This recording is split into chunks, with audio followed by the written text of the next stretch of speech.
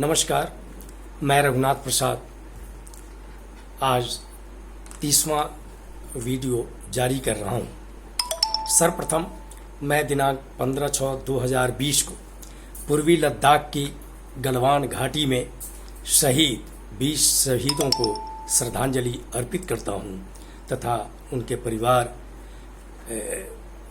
में हिम्मत पैदा हो, इस दुख को संभालने की शक्ति पैदा हो, इसके लिए मैं प्रार्थना करता हूँ। आज कोरोना का समय है, पूरी दुनिया परेशान है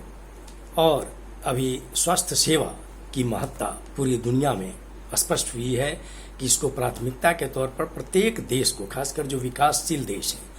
जिसमें अपना देश भी है, कि अब यह सोचने के लिए बाध्य होना पड़ेगा सरकारों को कि जीडीपी का कितना शेयर हमें स्वास्थ्य पर खर्च करना चाहिए और साथ ही शिक्षा पर खर्च करना चाहिए। मैं आज चर्चा करूंगा देश में जो एमबीबीएस और बीडीएस कॉलेजेज हैं, उसमें जो एमबीबीएस की सीट है, बीडीएस की सीट है और पीजी मेडिकल की सीट है। हमारे देश में कुल 272 सरकारी मेडिकल कॉलेज हैं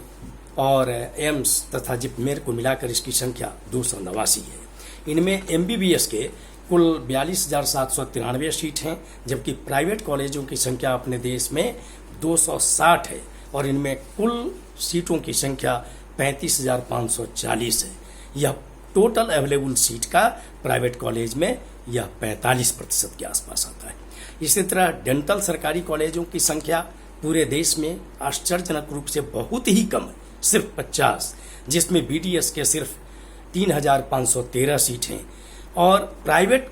डेंटल कॉलेजेस की संख्या 263 है और इसमें कुल सीट 26,773 है। यह टोटल अवेलेबल सीट का लगभग 90% आता है। सरकारी कॉलेजों में जो पीजी कोर्स हैं, जिसमें एमडी, एमएस सभी शामिल हैं, उनकी संख्या सरकारी कॉलेज में 18,657 है तथा प्राइवेट क्षेत्र में इसकी संख्या 10,058 है। पूरे देश में और यह जो प्रतिशत है यह लगभग 35% आता है प्राइवेट में जो कॉलेजेज।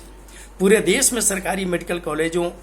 की संख्या के अनुसार जो अधिक संख्या वाले राज्य हैं 5, वे हैं तमिलनाडु 25, महाराष्ट्र 23, उत्तर प्रदेश तथा कर्नाटक 18 और गुजरात 17। वहीं प्राइवेट मेडिकल कॉलेजों की संख्या के अनुसार जो राज्य हैं वे हैं कर्नाटक 39, महाराष्ट्र तथा उत्तर प्रदेश 30, तमिलनाडु 24 और केरल 21। सरकारी डेंटल कॉलेजों की जो स्थिति है वो संख्या के अनुसार अधिक वाले केरल 5, गुजरात और महाराष्ट्र 4, असम, दिल्ली, कर्नाटक, उत्तर प्रदेश, पश्चिम बंगाल 3 और प्राइवेट डेंटल कॉलेज अधिक संख्या के अनुसार महाराष्ट्र 34, तमिलनाडु 28, उत्तर प्रदेश 24, केरल 20, मध्य प्रदेश 14। इस प्रकार हम ये देखते हैं कि बिहार जैसे राज्यों की स्थिति बहुत ही पीछे। जहां तक फी स्ट्रक्चर का सवाल है, तो पहले तो प्राइवेट कॉलेजेस में कैपिटेशन फी बहुत अधिक थी, बहुत मनमानी थी और उसमें एडमिशन की प्रक्रिया अलग अलग थी, जिसमें काफ़ी पक्षपात हुआ करता था। इसमें ऑनरेबल सुप्रीम कोर्ट का जो आदेश आया उसके बाद कुछ स्थिति में सुधार हो पाया है। उसमें अब नीट ही आधार है एडमिशन का तथा फी स्ट्रक्चर पर भी कुछ लगाम लगा है। फिर भी सरकारी और प्राइवेट मेडिकल कॉलेजेस के फी स्ट्रक्चर में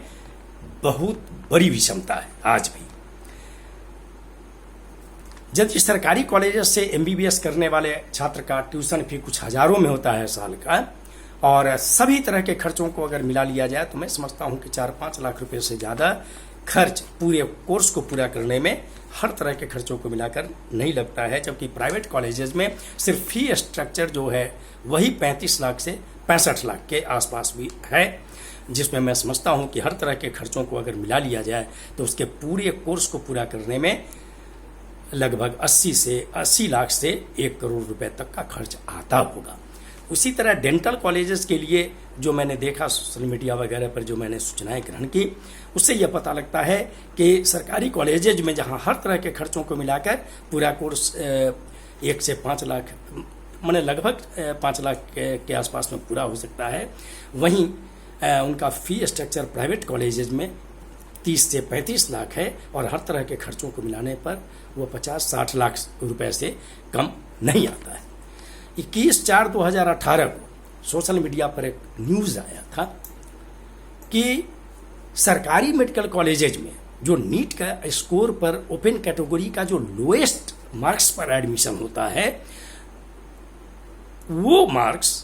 प्राइवेट मेडिकल कॉलेजेज में जो बच्चे एडमिशन लेते हैं उनका जो हाईएस्ट स्कोर होता है उससे वो लोएस्ट स्कोर ओपन कैटेगरी वाला ज़्यादा होता है। अब इसमें आप देख सकते हैं कि कितना बड़ा अंतर है स्कोर में, कि प्राइवेट कॉलेजेस का स्कोर कितने कम पर एडमिशन होता है और इसके पीछे कारण क्या है। तो जो गरीब परिवार के बच्चे होते हैं, खासकर जो लो इनकम ग्रुप और मिडिल इनकम ग्रुप के परिवारों से आए हुए बच्चे होते हैं, वे हाई फी स्ट्रक्चर के कारण हिम्मत नहीं कर पाते हैं उसमें एडमिशन लेने का और वे अपनी सीट फॉरगो कर देते हैं और यह सीट चली जाती है जो काफ़ी धनी परिवार के बच्चे हैं उनके बच्चों के लिए, और वे एडमिशन लेकर डॉक्टर बनते हैं। मैं समझता हूं कि इस विषय की भी एक तरह से एक समीक्षा का विषय है कि वो किस वर्ग से आए हुए बच्चे होते हैं जो बड़ी संख्या में उस कॉलेज में एडमिशन लेते हैं। मैं आज बहुत ही भरे मन से इस बात को इस वीडियो के माध्यम से कहना चाहता हूँ कि हम लोगों ने ये अनुभव किया है कि जो सामाजिक स्थिति है, जो कार्यालयों की स्थिति है, आरक्षित वर्गों के लोगों के लिए जो नौकरी में हैं या पढ़ाई में हैं, उनको किस तरह की प्रतिकूल टिप्पणियों का सामना करना पड़ता रहा है। जब गत वर्ष 10% आरक्षण सामान्य वर्ग के लिए EWS कोटा की शुरुआत हुई, जो केंद्र सरकार ने लागू किया, सभी राज्य सरकारों ने भी इसे लगभग लागू कर दिया है, तब जाकर ये टिप्पणियां कम हुई। लेकिन मैंने यह देखा कि कहीं भी इस बात की कभी चर्चा शायद नहीं होती है कि जो प्राइवेट मेडिकल कॉलेजेज हैं, जो प्राइवेट डेंटल कॉलेजेज हैं, वहाँ पर जो लोग एडमिशन ले रहे हैं उनके लिए कभी हम लोगों ने इस तरह की प्रतिकूल टिप्पणी नहीं की। मैं किन्हीं की योग्यता पर सवाल नहीं पैदा कर रहा, न उन्हें सवाल के घेरे में ला रहा हूँ। सभी पढ़ते हैं और पढ़ाई में हो सकता है कि किसी तरह की छूट हो, लेकिन वहाँ जो पढ़ाई होती है उसमें तो उन्हें परीक्षा पास करनी पड़ती है। लेकिन यह देखना पड़ेगा कि हमें किसी भी तरह की प्रतिकूल टिप्पणी किसी के लिए करने के पहले हमें यह नैतिक साहस होना चाहिए कि यदि कहीं पर कोई ऐसी बात है तो उसके प्रति भी हमको उसी तरह की टिप्पणी करने का साहस होना चाहिए, अन्यथा किसी के लिए भी प्रतिकूल टिप्पणी नहीं करनी चाहिए। मैं भारतीय नागरिक के रूप में आज इस विषय में कुछ अपना सुझाव देना चाहूँगा कि सरकार के द्वारा ऐसी कार्रवाई होनी चाहिए कि प्राइवेट मेडिकल कॉलेज में जो बच्चे एडमिशन लेना चाहें वो गरीब परिवार के भी हों, तो चाहे वो किसी भी वर्ग से आते हों, उनके लिए उचित राशि सब्सिडी के रूप में व्यवस्था की जानी चाहिए। साथ ही प्राइवेट कॉलेजेस में अच्छे स्कोर वाले जो बच्चे गरीब परिवारों से आते हैं, चाहे वो किसी भी वर्ग के हों, उनके लिए लो इंटरेस्ट पर लॉन्ग टर्म लोन की व्यवस्था अगर की जाती है तो बच्चे उसमें एडमिशन लेने का साहस कर सकेंगे। साथ ही मेरा एक अनुरोध है सभी राजनीतिक संगठनों से, सभी सामाजिक संगठनों से कि मैंने सभी को अनुरोध करना चाहिए राज्य सरकारों से, केंद्र सरकार से कि ऐसी व्यवस्था की जाए कि फेज वाइज सभी प्राइवेट मेडिकल और डेंटल कॉलेजों का अधिग्रहण होना चाहिए, ताकि इसका फायदा समाज को, सभी राज्य के लोगों को और पूरे देशवासियों को इसका फायदा पहुंच सके। ये वीडियो आपको अच्छा लगा हो तो आप इसे लाइक करेंगे,